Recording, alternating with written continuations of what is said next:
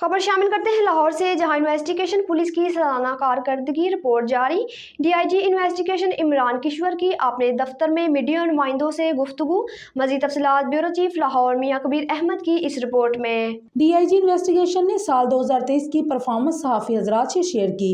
Investigation police ने रवां साल के 1,77,999 मुकदमात के चलानों समेत गुज़िश्ता सालों के कुल 4,92,898 पेंडिंग रोड्स अदालतों में जमा करवाए।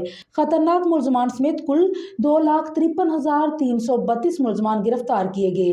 कुल 1,315 गैंग्स के 3,150 मुलजमान गिरफ्तार करके 27,112 मुकदमा ट्रेस हुए, जिनसे 1 अरब 38 करोड़ 65 लाख रुपए से ज्यादा मालियत की बरामदगी की गई।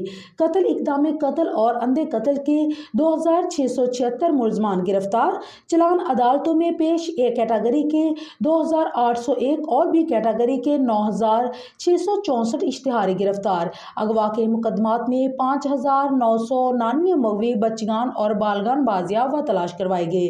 रेप और बदफेली के मुकदमात में मुलविस 1,331 मुलजमान गिरफ्तार किए गए। बगैर लाइसेंस और ट्रैफिक कवानीन की खिलाफ वर्जियों पर 30,709 मुकदमात दर्ज करके मुलजमान को गिरफ्तार किया गया। बिजली चोरी के 24,152 मुकदमात में से 16,331 मुलजमान को गिरफ्तार कर लिया गया। असला नजायज के 3,046 मुकदमात में मुलविस 3,046 मुलजमान गिरफ्तार किए गए। हवाई फायरिंग के 847 मुकदमात में 1,059 मुलजमान गिरफ्तार किए गए। मुलजमान के गैर तंग करने वाले विंग को मजीद फाल बनाया जा रहा है।